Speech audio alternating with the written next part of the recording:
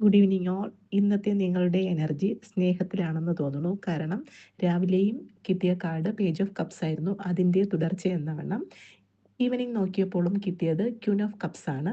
ഈ കാർഡും സൂചിപ്പിക്കുന്നത് ഒരു അലിവ് അല്ലെങ്കിൽ സൗമ്യത, മിതത്വം ഇവയൊക്കെയാണ്.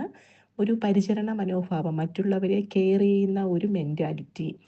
നമ്മളുടെ കാര്യങ്ങളെക്കാളും നമുക്കൊപ്പം നിൽക്കുന്ന ആളിനെ ഉൾക്കൊള്ളുവാനും എല്ലാത്തിനോടും ഒരു വൈകാരിക പക്വതയോടുകൂടി ഇടപെടുവാനും സമീപിക്കുവാനും നമുക്ക് സാധിക്കുന്നു. അല്ലെങ്കിൽ നിങ്ങളുടെ ഭാവം ആ തലത്തിലേക്ക് മാറ്റണമെന്ന്. കടുംപിടുത്തങ്ങൾ പാടില്ല. വിട്ടുവീഴ്ച മനോഭാവത്തോടു കൂടി നമുക്കൊപ്പമുള്ള ആളിനെ കേൾക്കുവാനും അവരുടെ കാര്യങ്ങൾ മനസ്സിലാക്കുവാനും അവർക്ക് ഒരു സ്നേഹവും സൗഹൃദവും അലിവോടുകൂടി അവരെ കൂടെ നമ്മളിലേക്ക് ഉൾക്കൊള്ളിച്ചു കൊണ്ട് മുന്നോട്ട് പോകുവാനുമാണ് ക്യൂൻ ഓഫ് കപ്സ് സൂചിപ്പിക്കുന്നത്. നമുക്കറിയാം, ഏത് ബന്ധത്തിലായിരുന്നാലും ആ ബന്ധം നല്ല രീതിയിൽ മുന്നോട്ട് പോകണമെങ്കിൽ പരസ്പരം വിട്ടുവീഴ്ചയും അല്ലായെങ്കിൽ ഒരു സൗമ്യഭാവവും, ഒരിക്കലും വാശി കൊണ്ട് നമുക്ക് ഒരു കാര്യവും നേടാൻ പറ്റില്ല.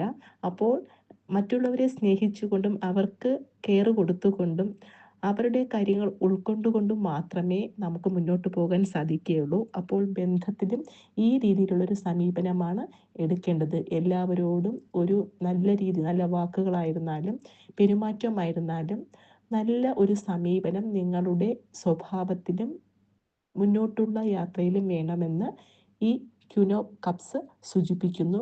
ഒരു സ്ത്രീത്വഭാവം, അല്ലെങ്കിൽ പൊതുവിൽ സ്ത്രീത്വം എന്ന് പറയുന്നത് എല്ലാത്തിനെയും തന്നിലേക്ക് ഉൾക്കൊള്ളുവാനും അവയെ തന്നെപ്പോലെ തന്നെ ഉൾക്കൊണ്ടുകൊണ്ട് സ്നേഹിക്കുവാനും കഴിയുന്നവളാണ് സ്ത്രീ.